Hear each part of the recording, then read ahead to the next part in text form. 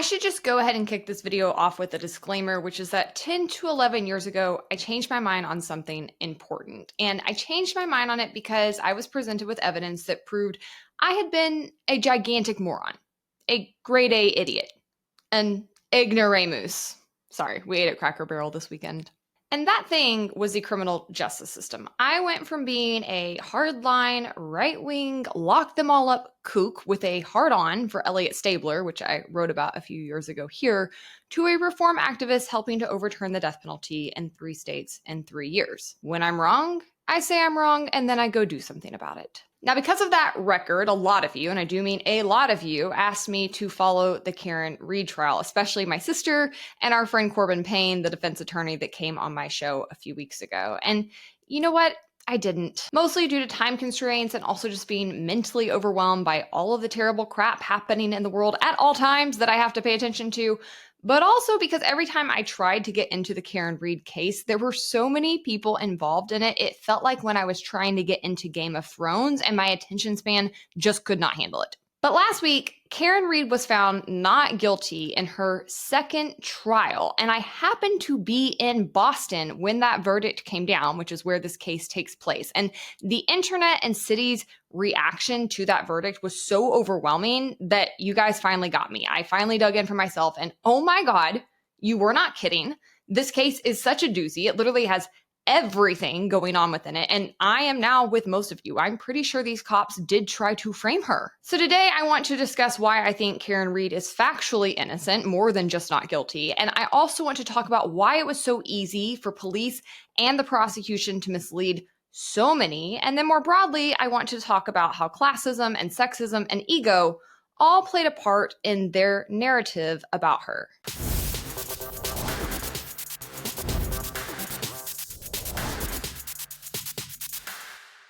First, I'm Hannah Cox. Welcome to my channel where I bring you my politically homeless takes on politics and culture. Before we get started, please take a second to like this video, head over and subscribe to my channel, and don't forget to hit the notification bell because I randomly upload videos and that way you'll never miss any of them despite how spastic my schedule is. Now, one thing you need to know about me, and you probably do if you followed me for some time, is that I have never been interested in anything halfway. So I have done nothing but research this case in my spare time for the past week. Well, nothing but research this case and adopt this little kitty cat randomly. Christina Buttons, who was on the show a few weeks ago, was fostering this little Bubba along with his brothers and sisters, and she posted him on Instagram, and I just had to have him, and so did Logan. So we randomly went and got this kitty on Sunday, and we are obsessed. We love him so much.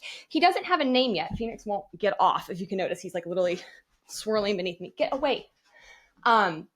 We need a name. He's too cute to name. We can't land on anything. So if you have ideas, let me know. We want a name that means happiness and contentedness and joy, because that's what we expect he will bring to our lives. Something with meaning. So let me know in the comments. I know Phoenix is so annoying. Phoenix wants to play with him so bad, but he's just too small right now. Okay, I'm gonna put him back up. Anyways, trust me when I say that I could talk about this case and the details in it at length with no notes for hours. But a whole lot of people have done that for the past 3 years, so I don't really think that's my value add here. So instead, I'm going to give a quick summary of the case for those who are totally out of the loop, like I was last week.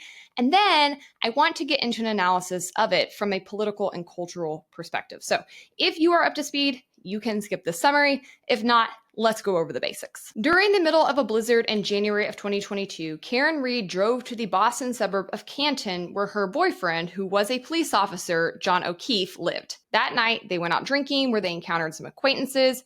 First, Brian and Nicole Albert, Nicole's sister, Jennifer McCabe, and her husband, Matt, and Brian Higgins. And what's relevant here is that all of these people are law enforcement too. Brian Albert is a now retired Boston police sergeant. He has a brother, Chris Albert, who is a local politician whose board indirectly oversees the chief of police. He has another brother, Kevin, who was a Canton police officer. And then Brian Higgins, who we will refer to as other Brian for the purposes of the story, is an ATF agent. Boo. Okay, now you know the players. Let's get to the crime. Karen and John have a tumultuous relationship, but there's no indication that it's ever violent. Honestly, from my research, it sounds like John is a pretty good guy and a bad boyfriend. He had adopted his young niece and nephew when his sister and brother-in-law died unexpectedly, and he was helping to raise them, and everybody says he was a great guy. But there are a lot of rumors flying around that he was cheating on Karen. He clearly took advantage of her for free childcare, which she felt as well. And they had been dating for 2 years with no talks of marriage, according to Karen. So I rest my case. Crappy boyfriend.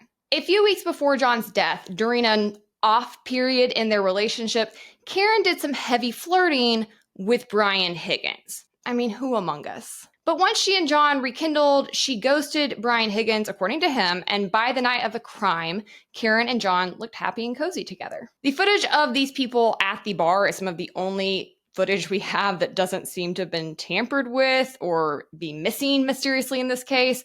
And also on camera during this night, you can see Brian Higgins, whose demeanor is quite different than John and Karen's. He is seen repeatedly trying to get her and John's attention. He was texting her to try to get her to pay attention to him. To me, having been around some hotheads in bars a time or two, it looks like he's trying to fight John. But throughout the night, John and Karen steadily ignore him. And then midnight starts to approach, the bars are closing down, and everyone in this party is heading to Brian and Nicole's house, where John and Karen are invited to by Jen McCabe, who is again Nicole's sister. And the address for this house is 34 Fairview. Put a marker on that because it is a central part of the story. Now, it's worth knowing that at this house, there's a whole bunch of the kids of these people partying too, which just LOL to all of these cops drinking and driving and then hosting underage kids for ragers at their house. The hypocrisy in this case knows no bounds. And most notably amongst the younger generation partying at the house is a 17-year-old named Colin, who is Chris Albert's kid and Brian Albert's nephew, who owns the house. And this kid, Colin, has some history of animosity with John, according to many. And this brings us to the crux of the case, because everything, and I do mean everything about this case, hinges on what happens next in a, I kid you not, like 10 to 15 minute window. According to the two families who are most notable in this case, the Alberts and the McCabes, who are inside the Alberts home, and their few close friends that are also in connection with them and on this matter, John never comes in the house. Now, multiple actions are going to indicate there are holes in that story, but they stand by it. John never comes in the house. According to Karen, when they arrive at the house from the bar, she doesn't want to go in. She doesn't really know these people. She's not certain they're welcome. There could have been more going on here. She hasn't actually gotten into the weeds on why she didn't want to go into the house. She probably can't because she has been a defendant in a major case, which means you're not allowed to say very much at all. In fact, compared to most, she has been allowed to advocate for herself at a much larger level than you typically would see attorneys allow. But either way, she doesn't want to go in. Some people have rumors swirling that these people are swingers. Some say she was worried about running into Higgins inside. Who's to say? But for one reason or another, Karen wants John to go in the house first, check out the vibe, see if they're really welcome, see if the conditions are cool, and come back and let her know whether or not to come in or to leave him there. But he never came back to the car, according to Karen. So she starts trying to call and text him repeatedly for like almost 10 minutes. This is documented. And she's getting madder and madder because she feels like he forgot about her and he's blowing her off and he's leaving her to take care of the kids back at home yet again. So she eventually just drives off and goes home, which we know because her cell phone connects to his house Wi-Fi a few minutes later. And once she gets there, she proceeds to repeatedly try to reach John, leaving multiple voicemails that are just, there's no other word to describe it. She is crashing out. And this was my first indication that Karen was actually innocent, because every single woman has been in this position where you're crashing out and you're spiraling and you're angry and you have intuition that your boyfriend's doing something wrong and you just can't stop yourself. You just kind of spiral and you start calling over and over and you're leaving angry voicemails because they're not answering you and you're getting angrier and angrier. Like, I think every single woman saw these voicemails, heard these voicemails and was like, that's the behavior of an innocent woman. That's not the behavior of somebody who just got revenge, ran over their boyfriend, and left him for dead. I mean, if you did that, and you were trying to cover your tracks, you would be calling and leaving like sweet voicemails, trying to make it sound like you were worried about him or looking for him or making yourself at least sound innocent and sweet. She is raging. This is how I know she didn't do it. When she got home, she thought he went into the house and never came out. She thought he was in there with girls, and she turned into a crazy female, left him like 53 messages, and freaked out. You know that inner girl rage that a girl gets. You can't fake that. In court, they were playing it up like that's how she looked like a killer. But to me, she thought he was alive and inside that house with girls, and she was like freaking out. I just don't think you can fake that kind of anger, that sort of pit in your stomach that women get when they are dealing with a man who is two-diming them. But as you'll see, and this is something that happens over and over in this case, normal female reactions to a situation are used to paint Karen as hysterical and unstable and reactive. Now, in the wee morning hours, Karen wakes up to find that John is still not home, and you can tell that her anger begins to turn to worry. She starts calling around. First, she calls his friend, Jim McCabe, who had invited them to the party the night before. And then she calls another friend of his named Carrie. And they agree to meet up with her. They all get in the same car and they go out looking for John. And Karen's insisting that they go back to the place where she last saw him. And so as they approach 34 Fairview, they soon find him face down in the snow on the lawn in the midst of a blizzard. And notably, he is still alive. This is between like 6 and 7 a.m. the next day. He is still alive in a blizzard, not wearing a coat, I think missing a shoe, and he is still bleeding from the face when he is discovered. Now, we have audio recordings during a lot of this because Karen is repeatedly trying to call John, and when she sees his body, she jumps out of the car. She's trying to resuscitate him. She's trying to save him. She is hysterical because she just found her boyfriend's body in a yard. And so you can hear a lot of the other interactions going on around her, most notably Jen McCabe, who is not hysterical, who is not fazed at all, who calmly calls 911 and is like, yeah, maybe you should get somebody here. There's a guy laying on the lawn. Doesn't use his name, doesn't say my friend, there's no urgency, doesn't mention that he's actually a police officer, which would definitely speed up the arrival on scene by first responders. None of that. Her demeanor is very, very bizarre. And then she gets back in the car where she doesn't know Karen's phone is still on and recording on John's voicemail and attempts to call her sister. The only person whose behavior is weird here is Jen's. Now, according to Jim McCabe and Officer Proctor, who is the lead investigator on the case and whose name will come up again, so you need to remember it, Karen is not only hysterical at the scene, which again, you'll note they use this adjective hysterical over and over towards her, but they both claim they hear her say, I hit him with my car, which the prosecution then tries to use as a confession. Weirdly enough, there's no body camera evidence of her ever saying that, despite the fact there are numerous first responders and police on the scene, and others on the scene cannot corroborate their story. Karen says she doesn't remember what she said. She was shocked, she was grief-stricken, she was freaking out, and she says if she said that, she was saying it as a question. I hit him? Did I hit him with my car? Which is pretty easy to see why you would have that response. I think that's actually the more normal, humane response to have. You know you were out drinking and driving when you left him there. You have no memory of hitting him or anything else, but you start to get in your head like, could I have? How else does he end up here? You're trying to figure out, you're trying to think for a reason of how this could have come about. And of course, you are worried that it might be you.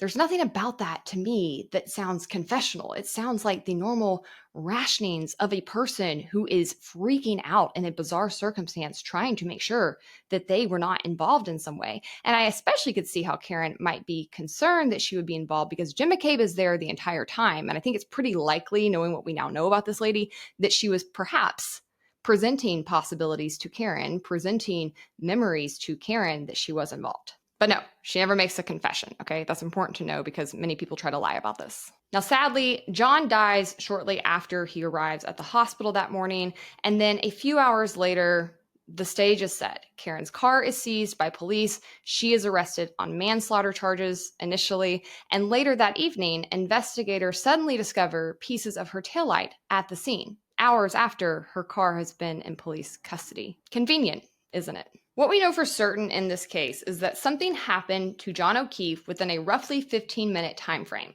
John and Karen arrive at 34 Fairview around 12:18 p.m. This is based on cell phone data and also surveillance of them leaving the bar. Karen left 34 Fairview by about 12:34-ish in order to arrive at his house by the time her cell phone connects to the Wi-Fi. So either she hits him with her car and leaves during that roughly 15-minute time span, or he goes into the house, as she says, and is incapacitated within minutes and no longer able to answer his phone when she begins calling and texting after a couple minutes of him not returning. Now, here's some additional context that we know, much of which a jury never got to hear because the judge blocked substantial and important pieces of evidence from the courtroom, which oftentimes happens. You would be very frustrated to learn how often there is evidence that could really reframe how a jury might think about something, but it is blocked from being introduced to them. That's common, but I would say in this case, the judge really went above and beyond, stacking the deck against the defense. It's worth noting here that the vast majority of judges are former prosecutors themselves. So while they are supposed to be a separate and independent body participating in a trial, they often do favor the prosecution, and we have seen this in numerous studies examining all kinds of angles within the courtroom. Anyways, here's some more information that we know, some of which the jury heard, some of which they did not. Number one, another car with 3 people in it, allegedly there to pick up another party goer inside, although I think that story's a little sus, and some people think they were there to buy drugs. That's a whole other tangent. Anyways, this car with 3 people arrives during the time frame in question, and they all 3 say that they saw Karen sitting alone in her car waiting for John as she claimed. They did not see John on the ground or otherwise in the vicinity. But John's body is either there from this short window of time when Karen is dropping him off, he gets out of the car, and then she allegedly hits him and drives off, and it's laying there from that time period all the way to the next morning when he is found, which is between like 6 and 7 a.m., or it's not. And this to me is what makes this an open and shut case, because if his body is outside from that time period of about 12:30 a.m.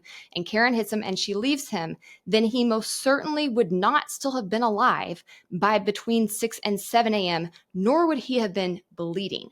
Hypothermia would have set in and killed him long before that. This is the middle of a blizzard, people. And again, he's only partially dressed. He had been drinking, which would accelerate the time period in which he would be killed by hypothermia and the conditions. Hypothermia onset can begin in 10 to 30 minutes at the temperatures that we saw that evening in that area.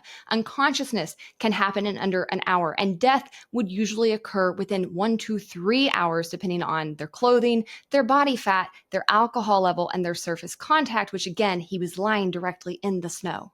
But John was found alive and still bleeding from the face when he was discovered 6 to 7 hours later. So not only does this car with 3 people in it not see John on the ground, neither do multiple people who leave this party over the next couple of hours, including the McCabe's. A snowplow driver who came by during the middle of the night did not see the body. None of them on this very, very small lawn saw a body until the next morning. Nothing about John's body, which is the main piece of evidence in this case, indicates that he was outside in a blizzard, nor does anything about his body indicate that he was hit by a car at all. In fact, his body wounds indicate he was hit in the face because he's bleeding from the face. Something hit him in the face. And then he likely fell into an object that hit the back of his head where he has more injuries. And then it also seems he was likely attacked by a dog because the only other main injuries on his body, there's no bruising, there's no cuts, there's no nothing except for the facial injuries, the back of the head injuries, and then markings on his arm that match those you would see if he were attacked by a dog, which multiple experts testified for the defense to. And what I thought was so funny in this case is like the prosecution was just outmatched. Karen had an amazing legal team that was mostly operating pro bono because her defense for not 1 but 2 trials is estimated to be in the millions when it comes to her price tag. She has very, very top attorneys who are operating here, very smart people, and they are mostly doing this pro bono because they are so convinced of her innocence. But that being said, despite that, the prosecution was still just completely outmatched in both cases. These were not smart guys, not smart at all. I wish I'd watched the cases because this is my kind of crack. I love this kind of stuff. Anyways, I've seen clips, and what's so funny to me is that they could not even get the medical examiner to cave on this fact. She repeatedly insists that there is no evidence that this man was hit by a car. I just want Dr. Elizabeth La Posadas' testimony to serve as proof that you do not need to be nasty or mean in order for your opponent to feel very, very small. Roll tape. CAT scans and MRIs show contusions on the brain. Well, they might. Subdermal hemorrhages. Subdural hemorrhages. Have you ever heard of a Guzman coma score? Glasgow, you mean? You know, it is Glasgow, but you've heard of Guzman? It's called Glasgow Coma Score. Oh God, she said so very little, but so very much. Differential diagnosis, did you look at any information that would tell you what the speed of that impact may have been or allegedly was? Well, it didn't hit him, so it doesn't matter.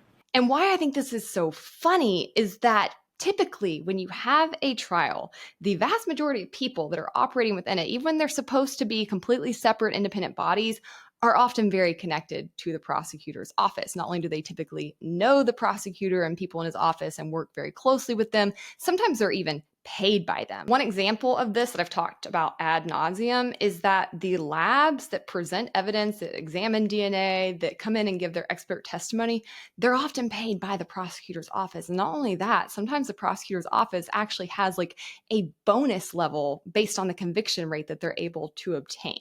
So when you have a medical examiner, the chances that this person is kind of in the pocket of the DA, or at least if not being paid by them, closely associated with them, is pretty high. But this medical examiner would not back down. And you can tell by their exchanges that this is really getting to the prosecutor's ego, which I just think has so much to do with this case entirely, all throughout, right? Like there's a lot of corruption that we're going to talk about. But when you get down to the facts of the matter, district attorneys have almost unilateral power in deciding who they charge, what cases they bring, and how they charge them. And on the merits alone, this case should never have gone to trial. They had nothing that backed, not only nothing that backed the manslaughter initial charges Karen faced, but much less that backed what they actually ended up going for, which was second-degree murder, which means she would have to have intended to harm him. That's a whole other level than just manslaughter where like, oops, I hit him with my car and didn't know. No, they went for second-degree murder ultimately because she wouldn't take their plea deal.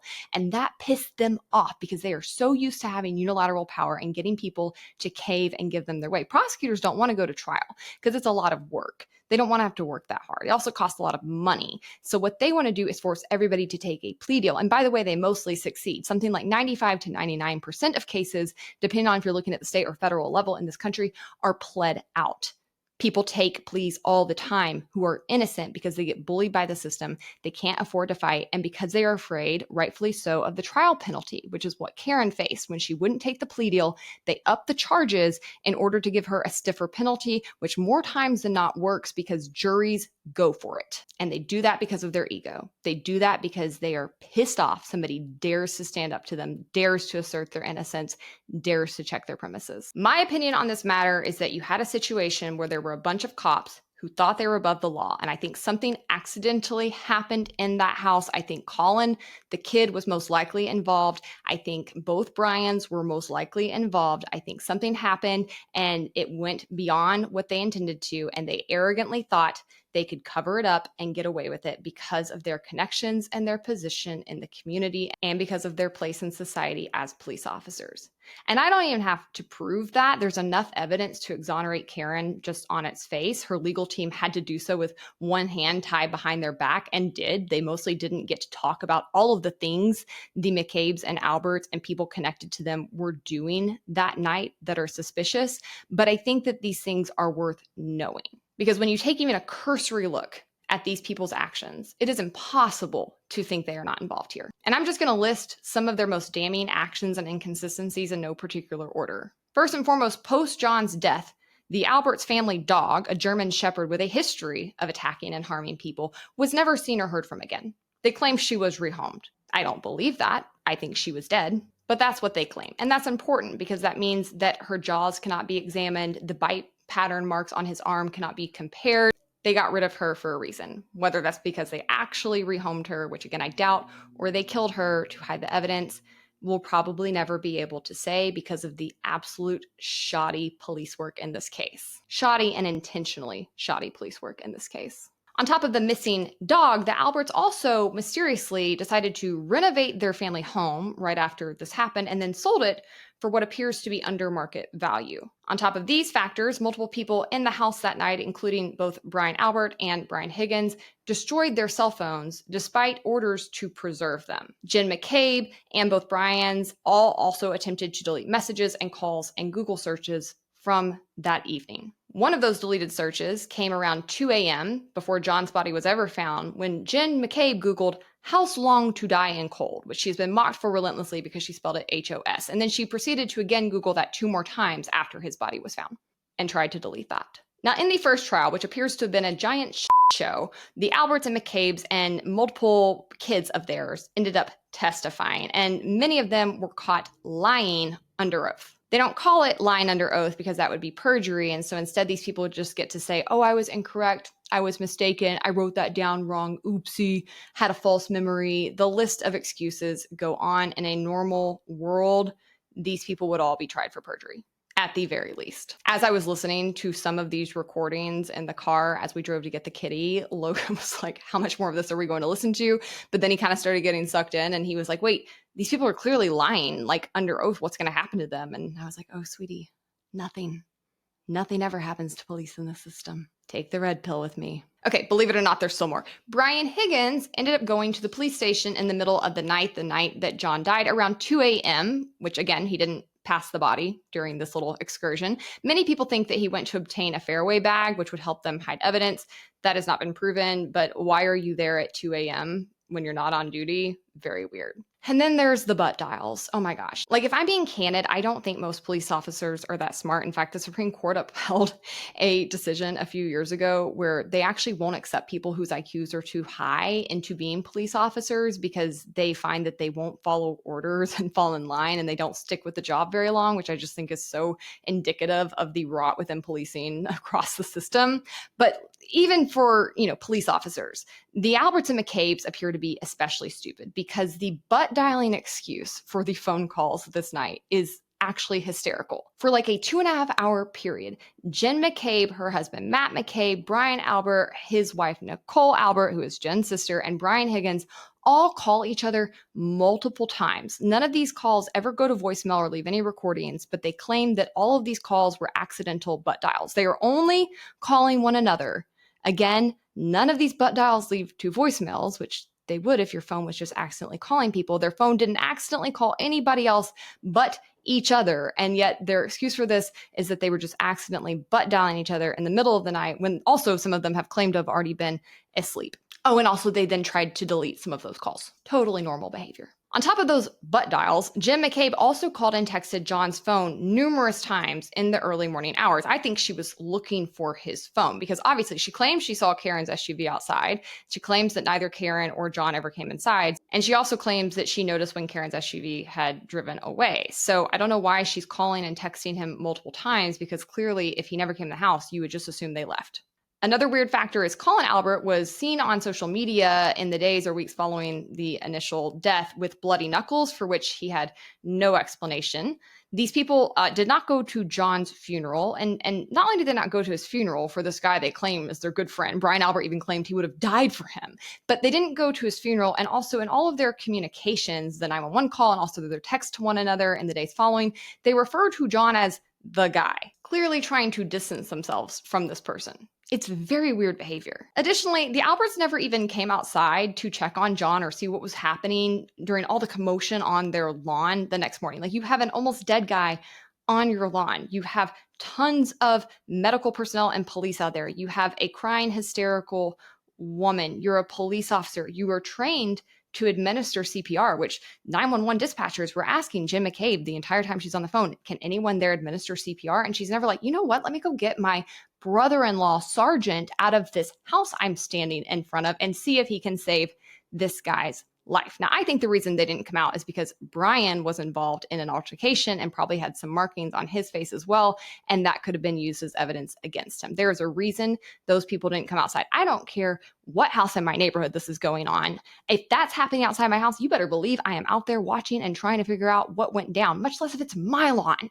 What do you mean there's a body on your lawn and you're not going outside? And then on top of all of this, there are numerous text messages between these family members working to get their story in line in the days following John's death. There is a text message chain between Jen McCabe, her husband Matt McCabe, her sister Nicole Albert, and Brian Albert. This particular text message chain occurred on February 1st, 2022, which is actually the date that Karen Reed was arrested. I'm going to try to find all of the text messages and repost them, but try to follow me on here. This is the text from Jen to the group. Carrie, as in Carrie Roberts, talked to cops and kept it simple. Brian replies, Julie said Channel 4 is in DE. DE as in his brother's pizza place, Chris's pizza place. Matt replies saying, eating I assume, ask Chris to ask some questions. Tell them, quote unquote, the guy never went in the house. The guy, not their friend John. Brian replies, exactly. And then Jen says, ONG. Another typo, right? Nicole says, I assume it's just to eat. But Brian, if she is there, ask her what the deal is, referring to Julie Albert, Brian's sister-in-law. Jen McCabe replies, to ask if we heard if she is in a mental hospital. They're referring to Karen at this point. Did Karen go in a mental hospital? Jen McCabe replies, Carrie is here, referring to Jen's house. Carrie is here, going over the timeline. The timeline. Brian says, I did hear that. Jen says, and we handed the phone to Carrie, assuming Carrie is speaking to, at this point, Michael Proctor on the other line. Jen McCabe replies to the text message. She is telling him everything. She writes everything in capital letters with an exclamation mark. Jen McCabe then says, all the stuff. What stuff, Jen? What's all the stuff? Matt replies, yep. If she pleads out, it will end. If she fights, it will be an episode. Nicole Albert likes that particular. On top of the sus behavior of these individuals is the even more sus behavior of the system and those that clearly worked to cover for them. And I don't personally think that's because all of these people were in on it, that there were just dozens of people in the police department or in the DA's office that knew these people were involved with John O'Keefe's death. I think that's just how the system works. It works to protect police, not you. No other suspects besides Karen were ever considered. Officer Proctor made sure of that. In fact, he even sent texts confirming that the Alberts would be protected from scrutiny in the early stages of this investigation. To that end, the house where John's body was found was never searched. Police made zero attempts to obtain potential ring surveillance from neighbors or businesses in the area, and multiple videos, most importantly the one showing police examining Karen's car when it was taken on the day John died, were tampered with or just disappeared, can't be found. Not only did Officer Proctor say in text messages that he intended to ensure Karen went down for this,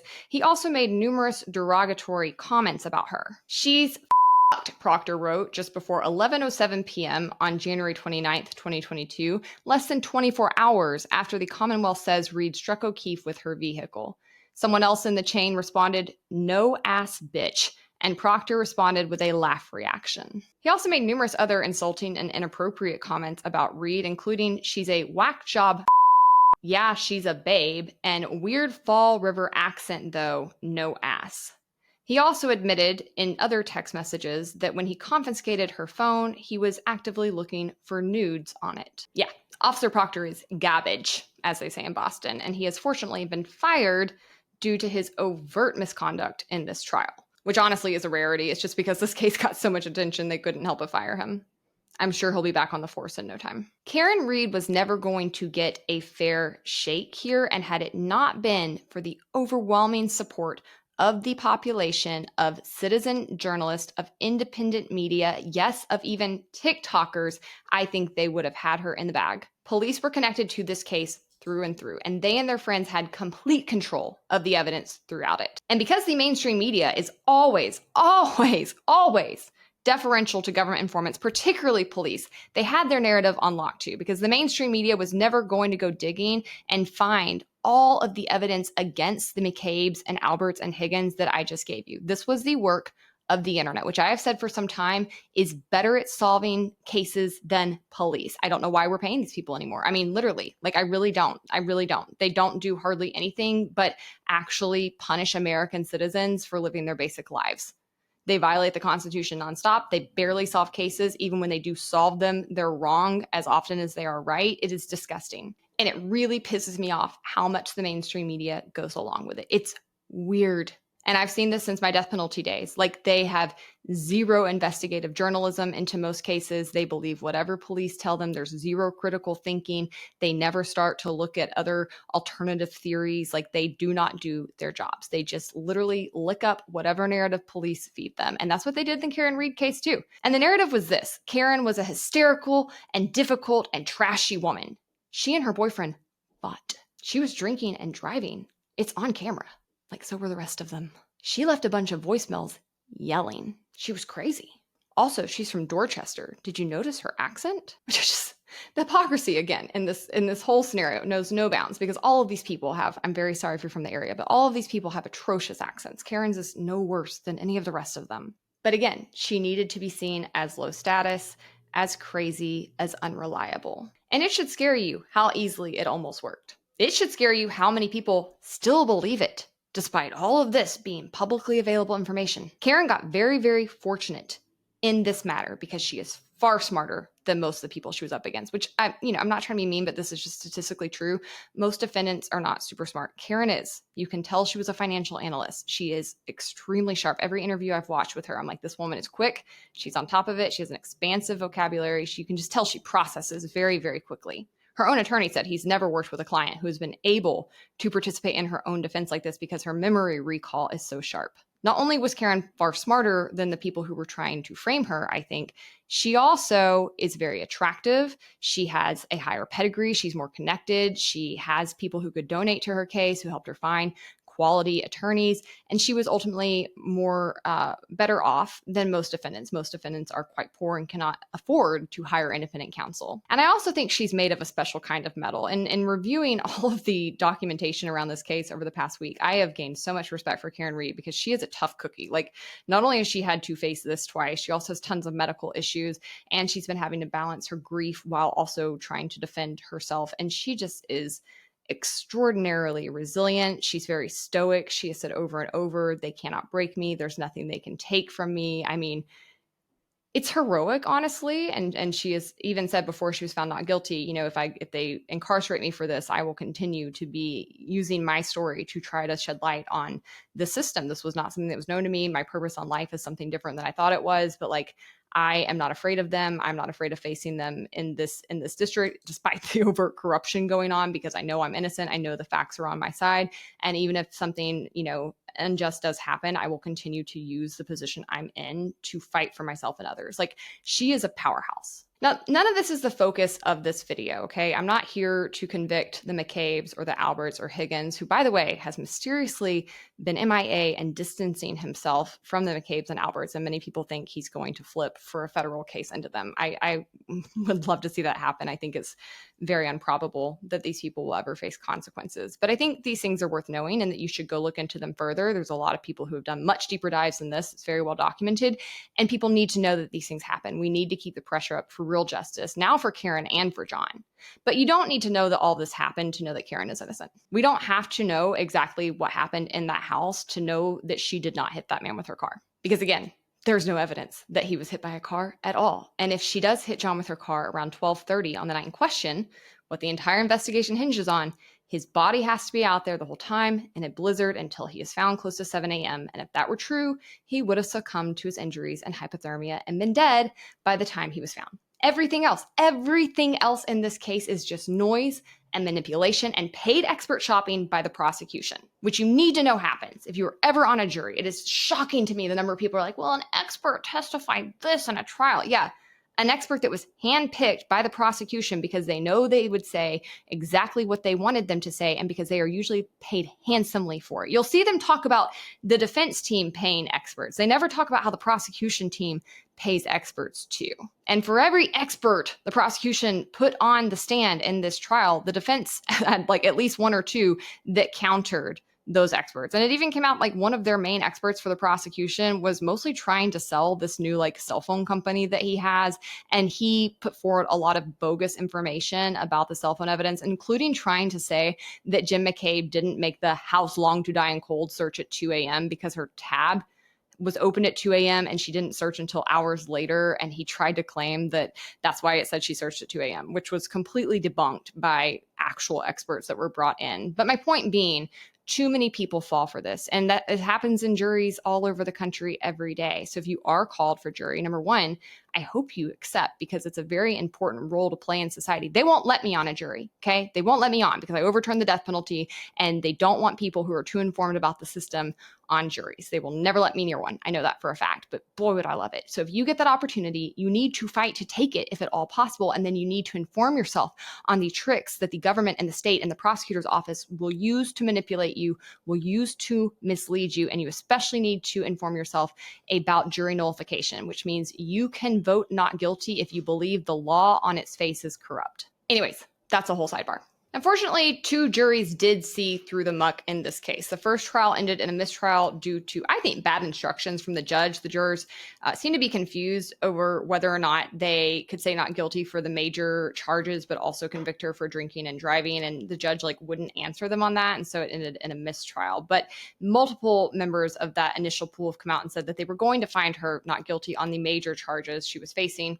Also, the first trial had tons of issues. You had, again, people lying under oath, numerous police officers that were disciplined or fired based on their testimony or connection or behavior during this case, hot mess. And ultimately that should have been the end of it, but it wasn't. The prosecutor's office still wanted to try it again because of their ego. They could not stand losing this big of a case in the public eye. And so they scrambled around. They found another prosecutor who would take it on and argue it. Clearly, prosecutors often want these kinds of big, high-profile cases because they want to make a name for themselves and get into a political career down the road. A lot of ladder climbing in this field. But he lost again. And the jury is even coming out and speaking about that quite forcefully. This jury was not here for this case whatsoever. They did not believe it. In your opinion, is Karen Reed innocent? She didn't do this? Or is it just that the prosecutors did not put on enough evidence to convict? Karen Reed is innocent, and she didn't do this crime. No one could prove that she did this crime, so I looked at her from day one as an innocent woman that needed to be proven guilty, and I don't think any of that was shown in this process. Sir, to that point, if she didn't do it, who did? That's not my job. So, I mean, something did happen to Mr. O'Keefe, and it's foul play or whatever you want to say, but there was no evidence to even, through multiple witnesses and testimony by his autopsy and everything, there was still no one said to solid evidence that there was a collision or he got hit by a car. So you don't think she actually hit him You don't think she hit him with the car at all? No, go ahead. You don't think she hit him with the car at all? No. No, I don't. Not with the evidence that was put in front of me and what we heard over everything. No, I don't. But you guys, look at how mad the media is. ABC has been particularly awful. Every single anchor I have seen from ABC who has sat down and interviewed the McCabe's or the Alberts has asked total softball questions, has not pushed back on them whatsoever. And you can tell they are mad that Karen was found not guilty because they ran with the state's narrative. They are pissed that citizen journalists made a fool out of them and are continuing to. Of course, this jury member does not think that John O'Keefe was hit by Karen's car. That's why he voted not guilty. You absolute dimwits. So now that you know the facts of the case, let's analyze them. What's shocking to me is how much people are shocked by this case. How so many find it unbelievable that a clannish family with multiple officers in it might lie to cover for their own, particularly if a minor in their family is involved. Or that they would have had to let others in the system in on their plot in order to get them to cover for them, which Brian Albert tried to claim in an interview, right? This is their whole defense, is that they keep trying to claim all of these facts that have come out about them are a conspiracy theory and that it's an implausible one because 30, 40 people would have had to have been in on it. Officials and agents involved in this. Why is it people in your own community who believe these conspiracy theories? You do realize for this conspiracy to be true, it would take 30 to 50 people. You'd have to have multiple cops on 2 different police departments, multiple civilians, the medical examiner, firemen, EMTs, you name it. That's how preposterous and silly this is. And great question. I don't understand how people bought this.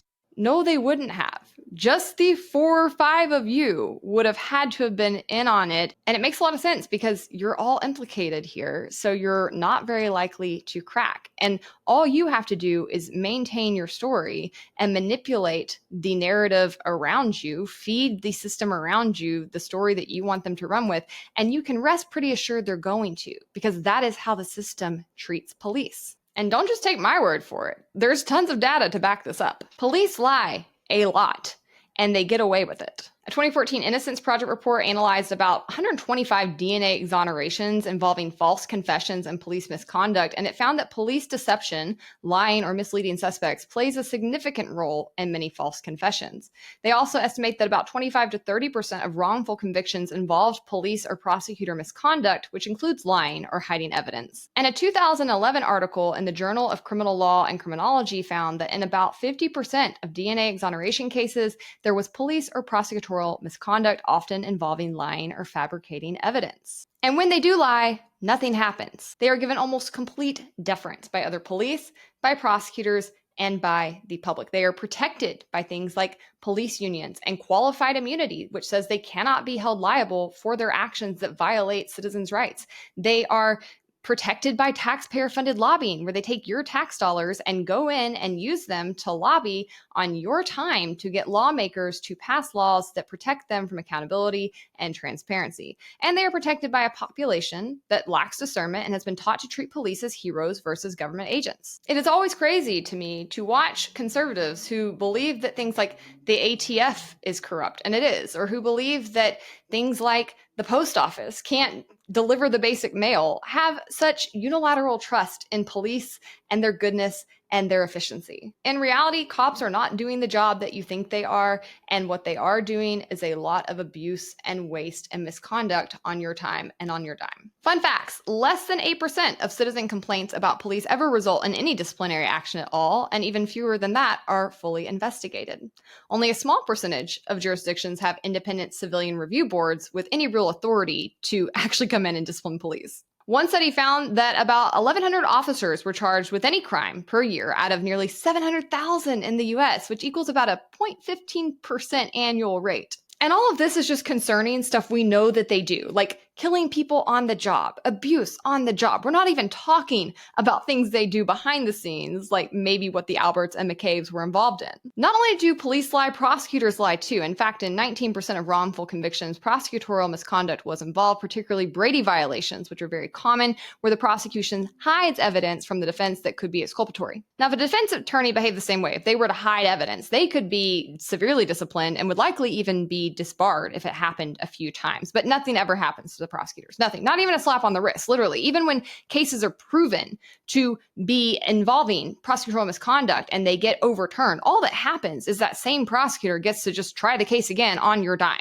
And this is what leads to their egos. They believe they are above you. They believe they are more important than you. They believe that they do not deserve any scrutiny whatsoever. And it's this fact, it's Karen's audacity at daring to defy them, to stand up to them, to call them out, that made them go after her so aggressively. It's what made them overcharge her when she wouldn't take the plea. It was their ego driving this. This case should never have gone to trial. The forensics in it never backed up their case. In fact, the forensics team that the state hired flipped to the defense because the evidence was that stacked against them, which the jury was also not allowed to know, by the way. But the actual forensics that testified for Karen were initially hired by the state, by the prosecutor, I think by the federal agents. That's wild. I've never heard of that happening in a case.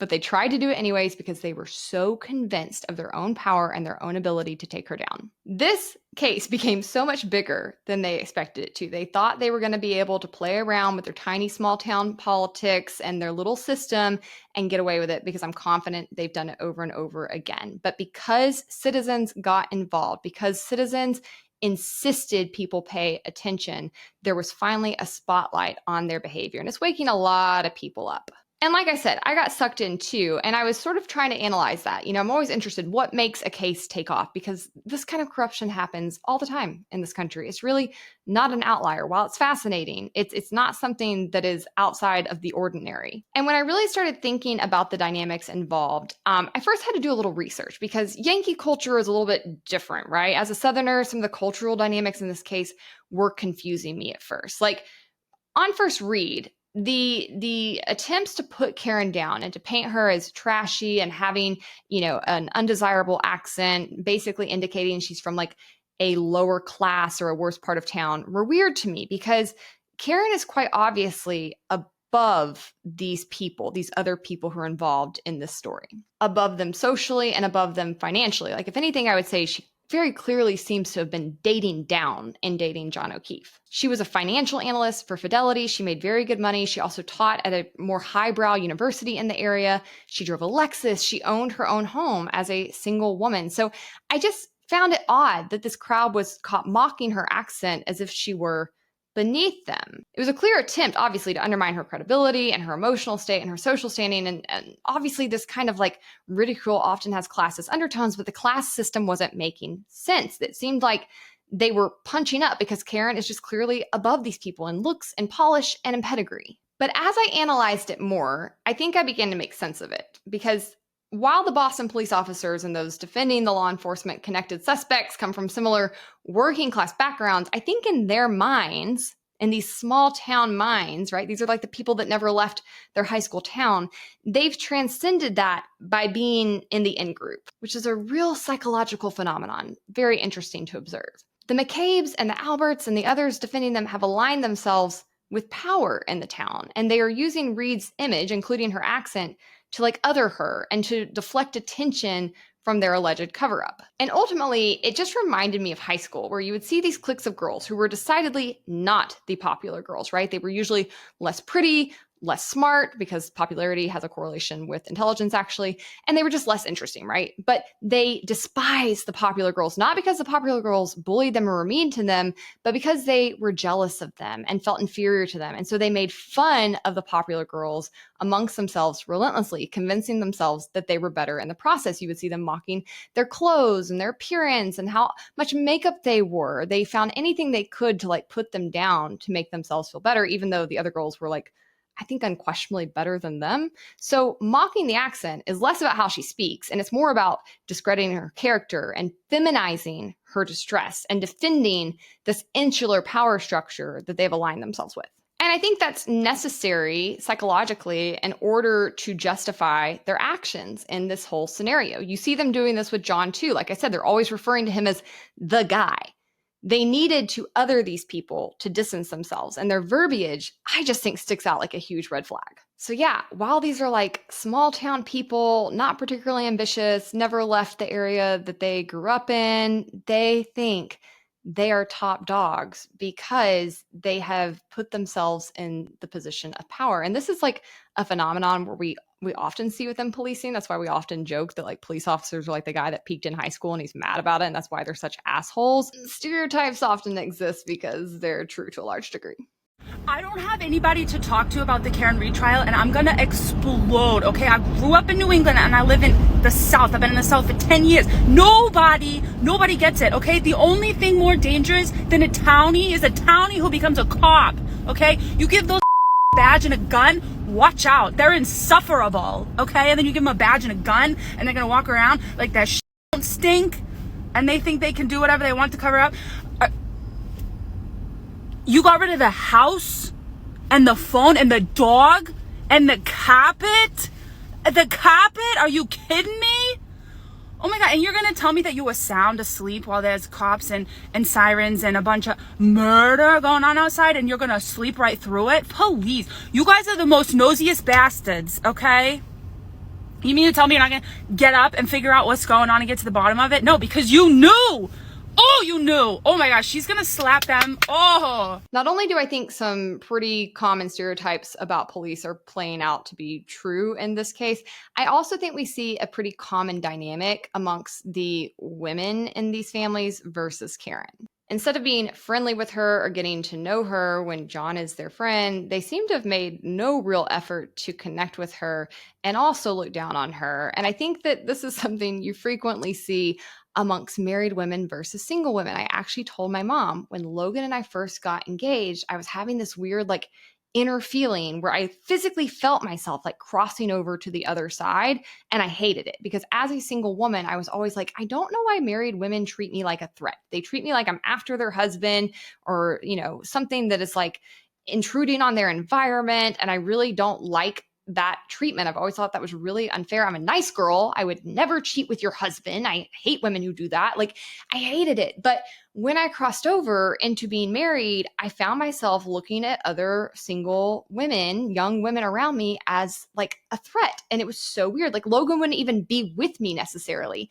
And I would start to feel this feeling. Like, I remember like a month after getting engaged, there was a really pretty girl at a pool. I was in Miami with my mom, but she was walking around in a thong. And I was just like, ugh, how dare she? Anyways, I think there was some of that from Jen McCabe and her sister towards Karen. She was young, she was beautiful, she had made it financially on her own without a man. She wasn't tied down by marriage or by kids. She didn't have to put up with some of the stuff they put up with. John seems to have been seen as and treated as like the golden boy, like maybe they kind of liked John or wished he was their husband or at least compared their husbands to them.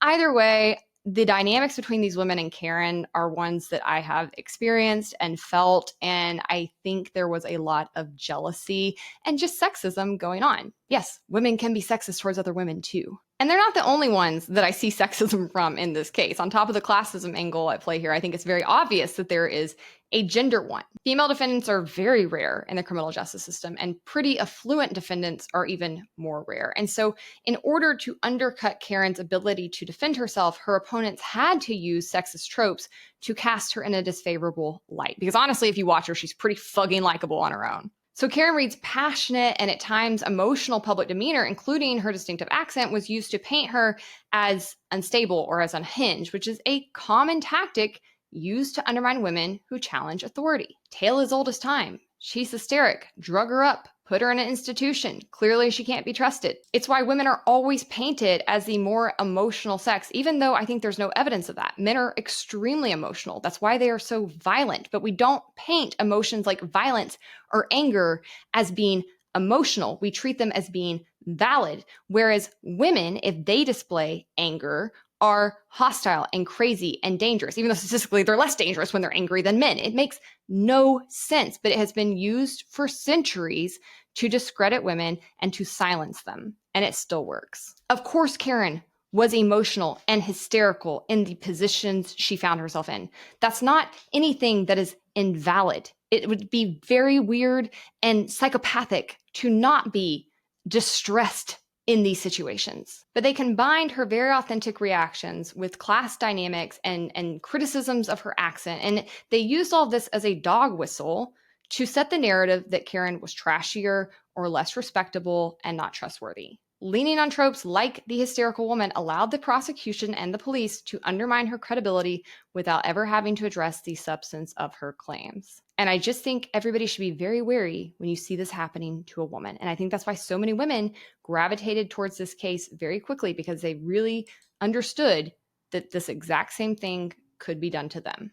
A woman like Reed, who is outspoken and financially independent and publicly confrontational, especially in defense of herself, is often perceived very differently than a man would be in that same position. And I really think it was ironically her achievements that fueled some of the resentment from these people who are part of a tight blue-collar law enforcement circle, because she represented a different kind of success, one that wasn't attached to the brotherhood or to their badges, and one that was out of reach for them. And from my research into Yankee culture, we'll call it Boston culture, it seems that it is a very tribal area, one where people who have success outside of blue-collar fields can be perceived as showing off, or worse, even being disloyal, especially if you were challenging people within the in-groups. It's a very tribal sort of area. And honestly, that part, once I kind of dug in and understood it, is not all that different than Southern culture, actually.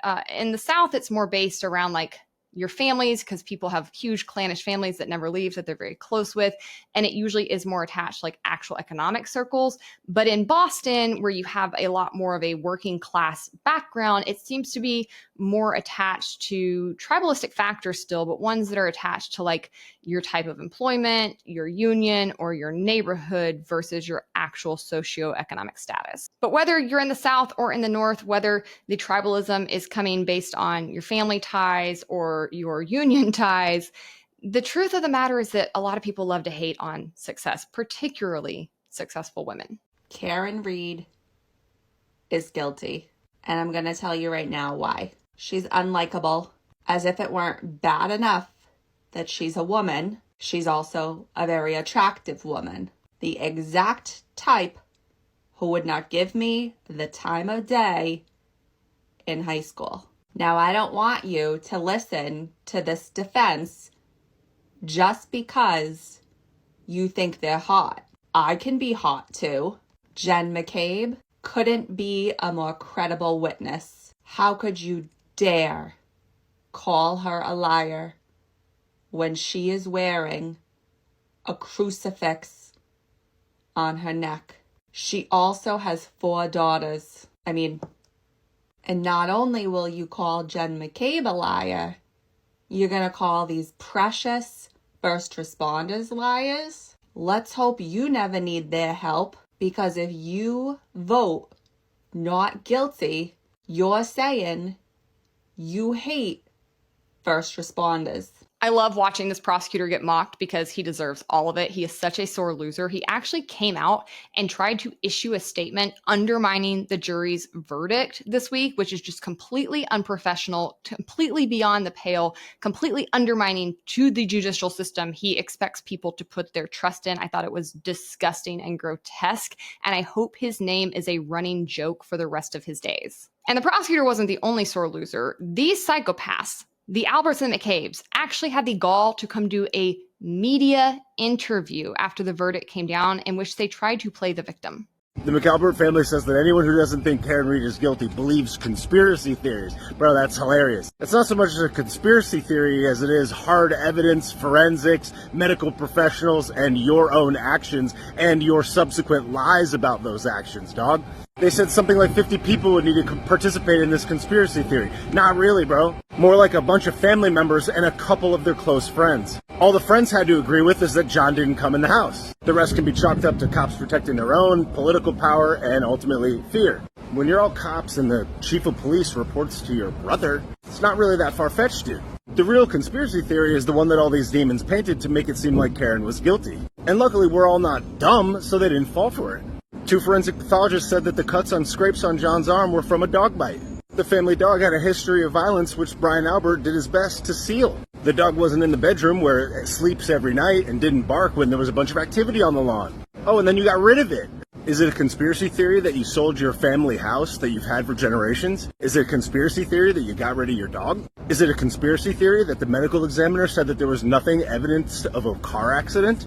Is it a conspiracy theory that you guys were making phone calls and then deleting those phone calls? Is it a conspiracy theory that Jen McCabe made a Google search and then deleted that Google search? Is it a conspiracy theory that not a single person on the scene, any first responder, any police officer, any person, including the camera footage from the police cruisers, recorded Karen saying, "I hit him"? Is that a conspiracy theory? Is it a conspiracy theory that you yourself didn't even say that she said that until later? Is it a conspiracy theory that they said that 36 or so wounds and shreds on an arm were supposedly caused by 8 or 9 puncture holes in a sweatshirt? Is it a conspiracy theory that all the shattered pieces of taillight that they found at the scene days later didn't have any blood or body tissue on them at all? Is it a conspiracy theory that John's clothes weren't turned in as evidence until, I believe, weeks later? Is that a conspiracy theory? Is it a conspiracy theory that the Commonwealth of Massachusetts didn't call the lead investigator in a murder case to the stand during the trial? Is it a conspiracy theory that that exact lead investigator got fired for misconduct, for conduct on this case? Is that a conspiracy theory? Is it a conspiracy theory that in the interview 3 days ago, Timo Heisenberg was asked why he ddidn't come outside with all that commotion on his lawn, with his friend supposedly dead or dying? Why didn't you just go outside and investigate? And Timo Heisenberg says, I'm not a Canton police officer. I'm a Boston cop. Dog, what? No, the real conspiracy theory is all of us trying to figure out why you guys aren't all in prison. Facebook Marketplace, Heisenberg, and the McDumpster family. Free advice to trooper proctologist and the McDumpster family? Keep talking. You can definitely outsmart hundreds of thousands of people that made a whole lot of noise so that an innocent woman could be free. So what comes next? Obviously, a lot of people are hoping that there is further action taken to, at the very least, investigate the McCabe's and the Alberts and Higgins in this matter. I'm with you. It would be nice, and I hate to be the bearer of bad news, but I think it's very unlikely anything's going to happen to these people because the system does not work for you. And I'm so glad people are waking up and asking the right questions. But ultimately, it's going to take a lot more action to actually get to a place where we have true justice in society. While we may not get justice for John or Karen in this matter, I do hope that the interest in this case can set off a revolution because the police and the prosecutors are getting away with this kind of stuff every day. And until people rise up, they aren't going to stop. But you have to pay attention. You have to show up, even when the defendants aren't beautiful, even when the crimes aren't covered on TikTok. You have to start really working to hold these people accountable in your own area to ensure that the laws that are being passed are not influenced by taxpayer-funded lobbying that benefits police, but that are based on what's in the best interest of citizens and victims and defendants. You can do that by fighting for things like overturning qualified immunity, getting rid of civil asset forfeiture, insisting prosecutors look into more narratives and carry out thorough investigations with police when it comes to local cases. You can do this by being aware, by educating yourself about how the system works and taking opportunities to participate when they're given, like being on a jury. You can do this by advocating that your state lawmakers get rid of taxpayer-funded lobbying. It should be banned and abolished. The internet is definitely better at solving crimes than police, but now we need to use that power to move towards real reform. All right, guys, I hope you liked this episode. Take a second to like the video, subscribe to my channel if you have not already. If you want even more content, you can head over to my Substack or any of my other social media in the show notes. And please drop a comment. Let me know what your thoughts are on this case.